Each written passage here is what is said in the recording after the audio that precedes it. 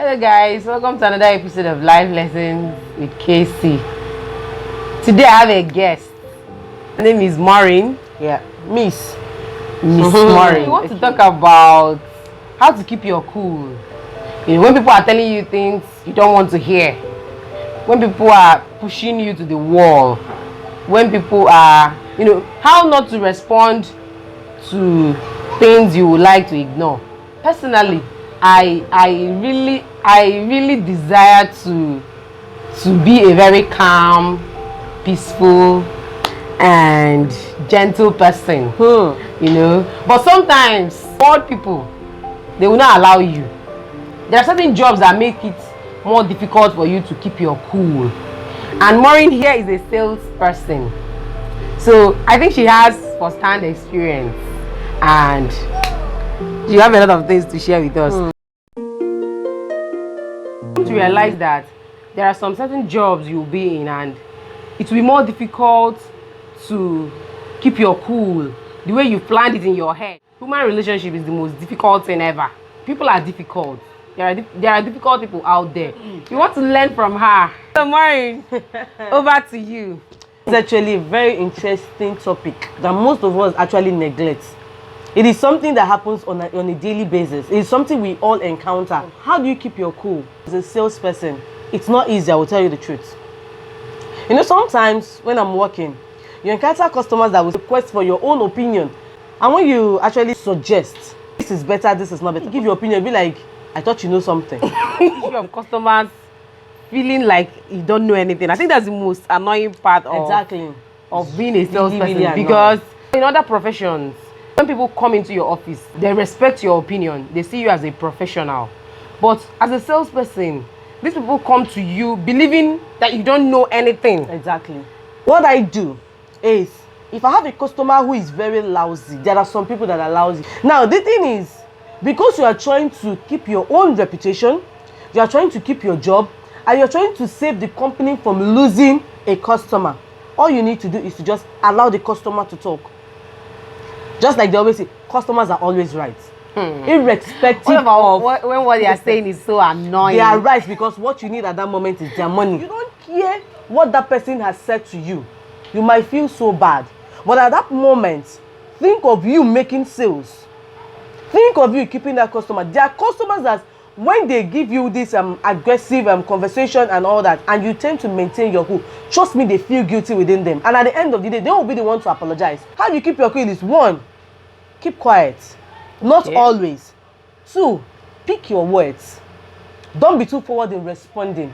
Because sometimes what customer mean might not be what you are assimilating. Exactly. That's because a very important at that moment, emotions are high. Customer might tell you, you don't know how to do your job properly. Does not mean that you're not good in that field. But what your brain will give you at that moment is you are a dunce. That is it.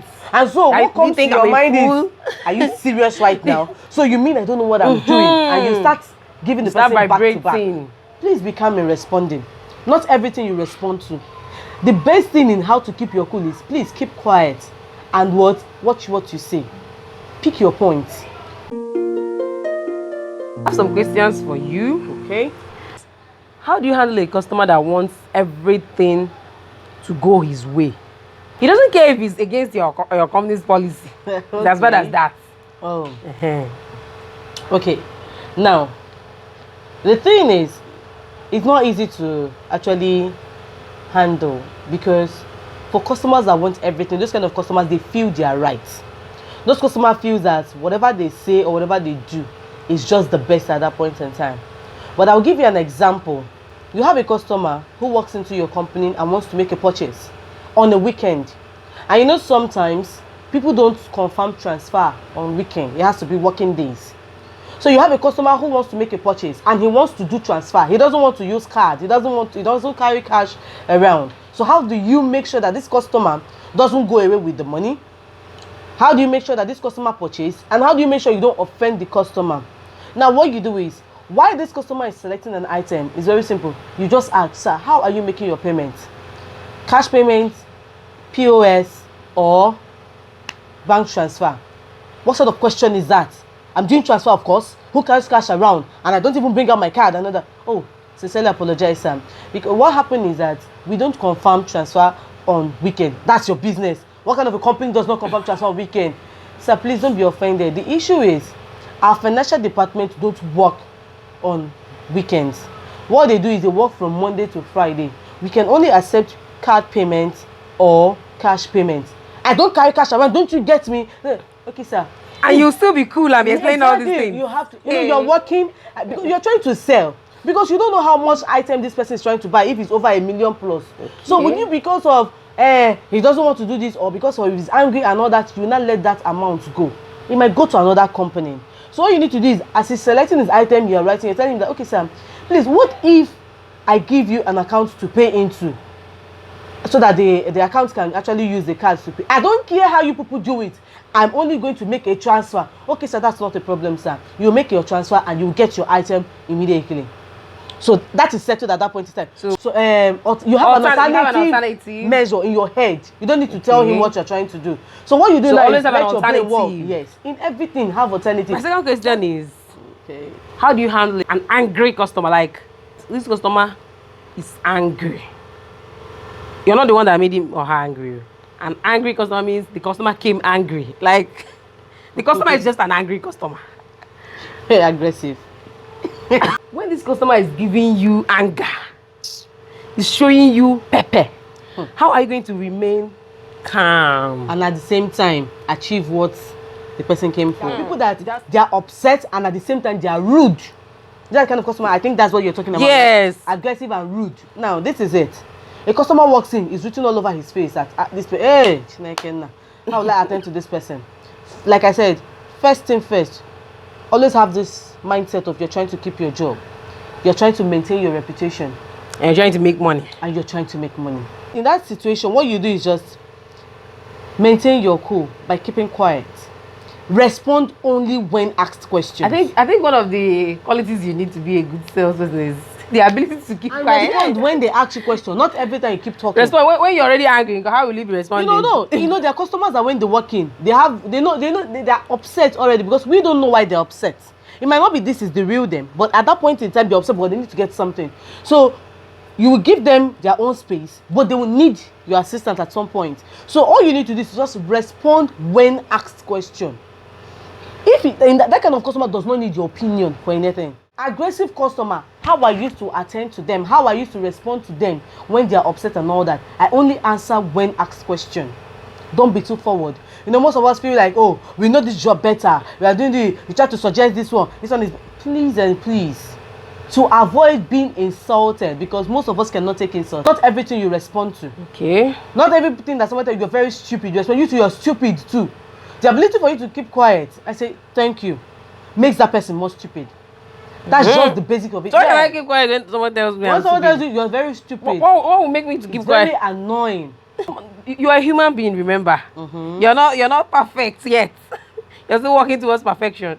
And here is someone trying to bring you low, rubbishing you, making you feel humiliated. The kind of vibe the person is giving you on a normal day, you want to give it back. Yes. So how do you not give it back? How do you maintain your cool? When you see customers that are just bent to humiliate you, what you do is that, okay, sorry sir, please, can I call someone to come and attend to you? It's very, because most of the time it might just be your personality that the person does not like. Not like doesn't like the product or all that. So you might have to just call somebody. Look for somebody who can actually flow with this person. You know, there are some customers that, I have a customer that I attended to one time. He was speaking in Igbo and I was responding in English. And he was not like, are you okay? Are you not an Igbo girl? I said, yes, I'm an Igbo girl. So why are you responding to me in English when I'm talking to you? Do you want to tell me that I don't even know how to speak English? Let me tell you, do you know my degree and all that? I said, sorry sir, it's not like that. It's just that I wasn't born in the East. And your parents not both Igbo. They are both Igbo. So what excuse do you have? So sir, I'm so sorry sir. Yeah, you did switch Igbo, you continue speaking English. You know, my Igbo is not my Igbo is not so sound. If it's that kind of a situation, maybe you're not good with that language. You can look for your colleague who is actually familiar with that language. And like, okay, please, can you come and help me attend to this customer? So you look for help at this point. Don't try to do it all by yourself. The first question, that one has to do with looking for an alternative. This one now, you look for the nearest help. If you're in a kind of sales job where you go to meet the customer, okay, how like do you marketing? Yes, we have people like that. We all know that Most people don't like marketers. You know, sometimes we just barge into people, we don't even know whether they are in a happy mood or not. You just ask the customer, please, is it a bad time? Yeah, okay, sir, please, here is my number. It's always very simple. Always try to put your number somewhere. So but what makes you think they will call you back? It doesn't matter. You might give somebody your card and all that. The person will fling it on the floor. You just tell the person, so sorry, sir. You pick your card.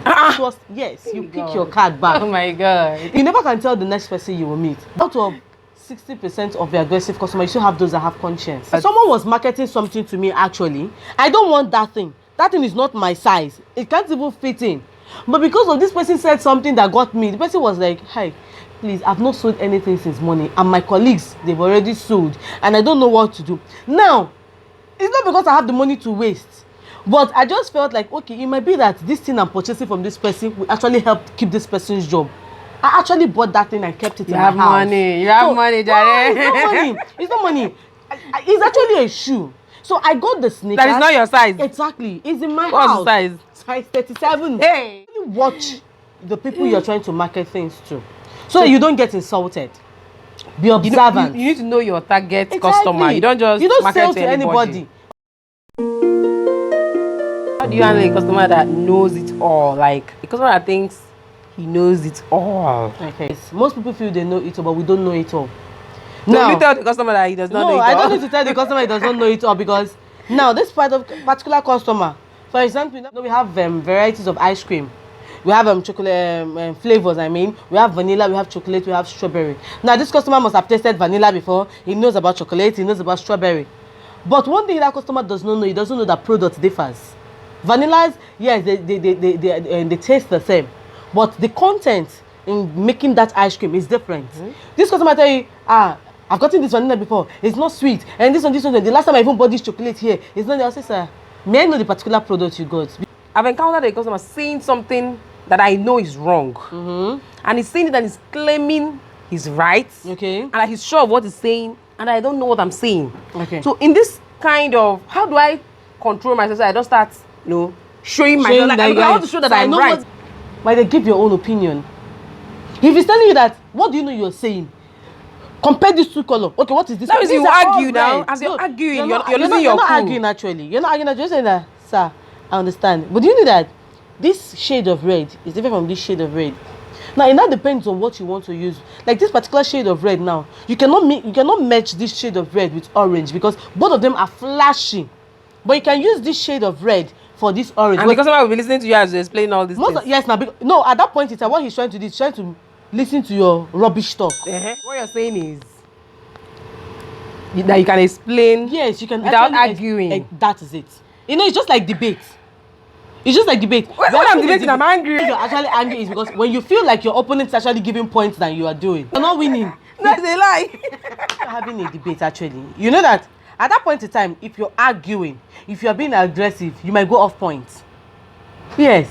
Debate is not even about shouting. The debate is about stating your points. Because what the judges look out for is your composure. When I'm stating my point passionately, passionately, there's how you be talking. You feel like you're actually stating your point, but you're even offending the judges. I'm not going to explain to the customer without losing my... You're cool. See, we sell furnitures. So we have fabric and leather. Some customer will tell you, I've used leather before, and this one, and this one, and this one, and this one. Leathers are not always good. If you don't have AC in your house, if your house is not well ventilated, you cannot use a leather sofa. And I'll try to the customer, sir, do you know that apart from maybe a room being airy, one of the things that spoils leather is maintenance? Do we know that using water to clean leather spoils the leather? You might think it's because your house is not well ventilated, but how do you maintain your leather sofa? Do you clean with water and rag? So I didn't know that you can actually get a leather cleaner that can help you to clean. All you need to do, provided your room have window. That means the customer is right. No, the customer is right, but he doesn't even know the other part yet. He based on what he knows. He knows that, okay, once a room is not airy, it's not cool, the leather will spoil. So there's that part where you have to listen to the customer and agree with him. Thank you. Agree with him, but then also give your own point. So you listen to the customer. At the same time, you agree with the customer, but you also make the customer see reasons with you by not arguing. So it's not like you people are having a conversation, an interaction, and not an argument. Okay. Do you get? in that kind of a situation, for customers that know it all, agree to what they are saying, but also do what? Chip in your own. They will now say reasons with you, because a lot of customers like it when you are concurring to everything they say. Human beings, they want to be always right. Yes.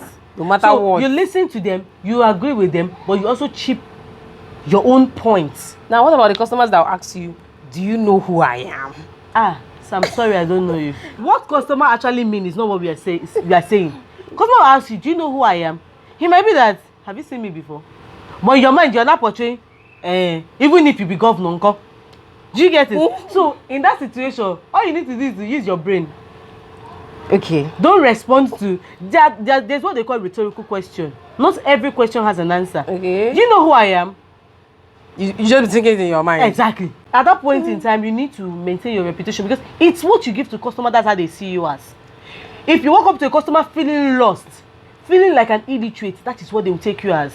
Actually giving that person that smile, and you've walked elegantly, you've spoken good English, this person will want to have a conversation with you. In conclusion, what I've learned personally is that if you want to keep your cool, you have to be doing a lot of thought control.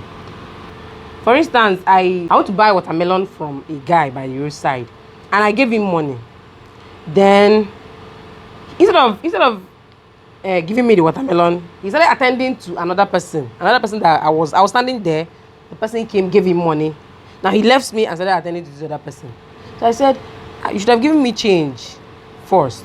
When I said that, what I had in mind is that if he had given me change, I'll just collect the watermelon like that and put it in my bag and be going. I don't need his nylon. But he looked at me and he said, I've not put your money in my bag. Oh. So like at that moment, a lot of thoughts came to my mind. Is he saying, if I don't want to buy, I should be going? But I changed my thought, because I said, I beg, I don't want anything we go change my mood. Exactly. So I just changed my thought. I said, okay, maybe what he's saying is that he needs to look for change. He has not reached to his bag or something. But whatever it is, make I shall wait. Being intentional about keeping your cool will also help you to remember to change your thoughts. Exactly. Another thing I wanted to say, that one thing I've noticed in life is that people, like, if you want somebody to be nice to you, be nice to the person. That's it. If you have somebody that doesn't talk to you, talk to the person. You will see the person will respond. So you give what you want to get. A customer is not being nice, you don't want to give not being nice as well. You know? So if you want the customer to be nice, give him niceness. Okay, that's just it. All right, thank you for coming. Welcome. Thank you. I'm so glad. I'm so honored. Thank you. Bye-bye. Bye. God bless you. Bless you. Hope you learned. Yeah. Apply, because applied knowledge is power. And don't do like this.